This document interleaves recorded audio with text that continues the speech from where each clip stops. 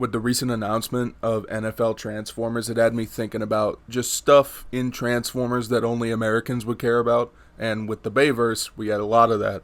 Patriotism, helicopters, military, Marines, all that. And I feel like it reached a tipping point in Transformers 3 whenever they put Redneck Jesus. Hold your horses, because believe it or not, I love these guys, and I'm not even racist, and I don't even wear Oakleys. I know.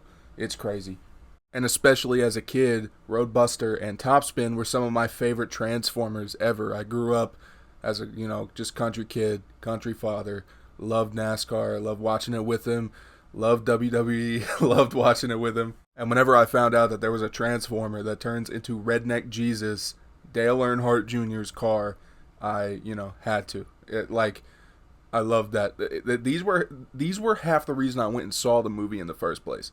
And were the records of disappointment in the movie? As a kid, I didn't think so. They saved Optimus, did some cool things.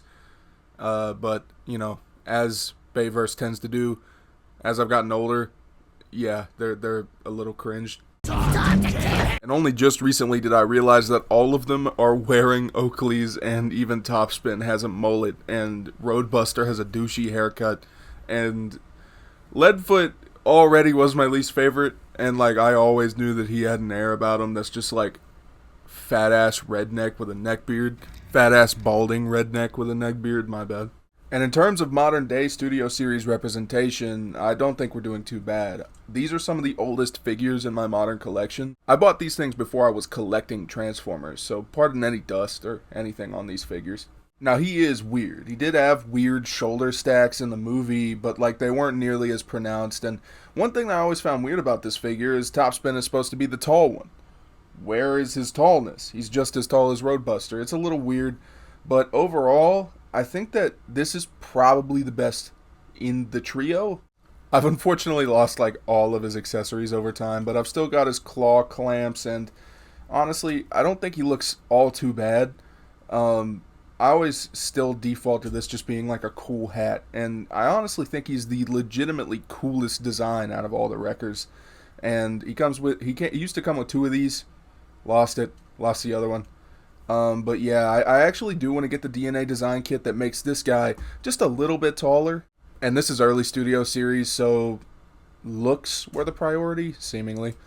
They're just old toys, and the articulation is a little not great compared to modern day stuff, but you've got your elbow, you've got your bicep, just normal stuff that you'd find on a figure from 2014 or whenever this was.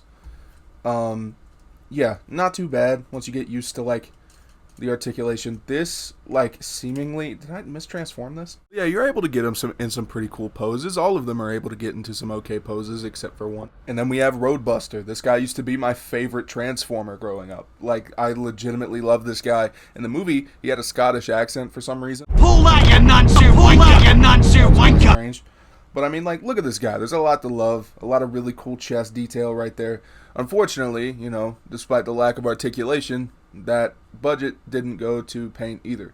I think they could have picked out a lot of this, but whatever. Pretty insane kibble pack as well. But early Studio Series, what are you gonna do? And unfortunately, I don't think we're gonna get a redo of these guys anytime soon, because you can imagine that these guys are kind of wrapped up in legal nightmares, given the fact that not only do they have to be NASCAR, they have to be NASCAR specific, 2011-ish the Transformer designs, with the stuff from the time. So Mountain Dew, Target, and Lowe's.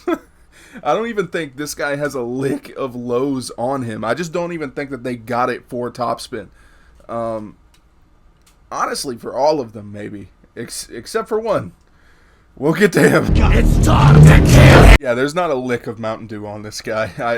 I never even realized that. But he looks the part, and whatever. They probably did the best that they could.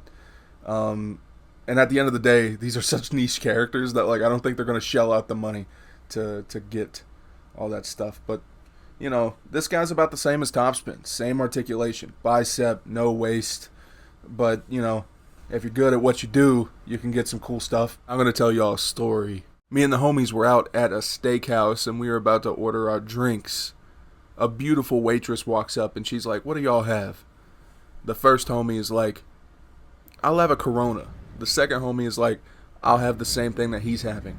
And my dumb ass looks at this beautiful woman, and I swear on my whole life, I go, I'll have a milk. I'll take a milk. I'm effortlessly bitchless, you see, and that's what I'm getting here with this guy. This guy is just effortlessly bitchless. Hi, editing Spawny here. I'm literally editing this on my lunch break at work. My mic messes up a couple times in this next part of the video for pretty much the rest of the video. I'll try to pick it out with captions. I'm so sorry. I really don't want to re-record this whole video. And the Kenai Transformers fan will be like, wait, you're missing pieces. And yes, the cheapest I found this guy had no accessories. I got this guy for $40. You see that logo on his chest? He's the only one with the sponsor on him. And you can guess where this was an exclusive towards. So, you know, Studio Series 102 debacle. Target sucks.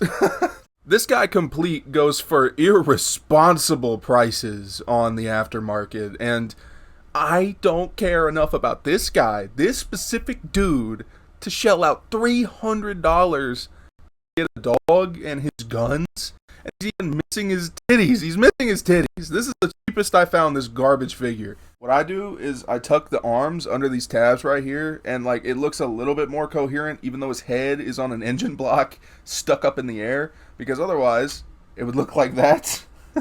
Which a part of me thinks it looks better, but a part of me also thinks it doesn't.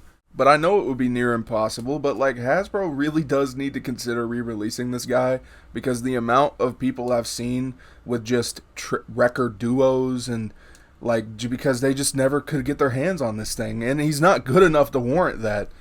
I don't hate him as much as I'm letting on, admittedly, but like literally 90% of my love is the alt mode on this guy, because they're all great, they're all really good. But I mean, yeah, like, you know, it's standard Studio Series articulation stuff, but with the benefit of being freaking Wario. There is no done. Hold on. Okay, I just wanted to make absolutely sure that Hasbro didn't pull the funniest shit and give this guy the only way swivel. But yeah, I mean, I always just tuck the arms into those tabs to make, well, it doesn't work. Whatever, bro. So I saw the couple comments about transformations, and I will do them on camera eventually, but my setup is just not built for that right now. I'm so sorry, but I'm going to try my best to show you the most satisfying and only good transformations of these guys. Look at how top. These are his arm blocks that you like fold up his arms, and then they just like sandwich into the back like that, and it's just like seamless, just beautiful. Fuck! And then you just kind of like fold out. Ugh. They're somehow still tight, even though they're really old. You fold them out like this to make the entire sides of the car, because of course you would. And then you just snap them into place like that. Top spins, like the way that his arms work, beautiful. And then you put his little claws at the bottom, and check this out.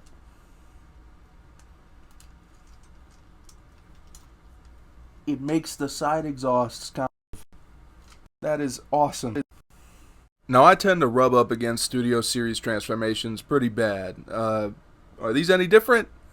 Nope. Okay, in all seriousness, with age, his arms are very, very loose with time. That transformation is absolutely like hell. Just imagine trying to like get all, because you know that's his entire shoulder assembly and his arms tucked in behind his head, and just his entire backpack just kind of turtle shells on top of everything. A little annoying, not probably nearly as bad as I'm describing, but still annoying. This guy is the easiest without a doubt. Like, and granted, a lot of my stuff is missing, but still the easiest without a doubt.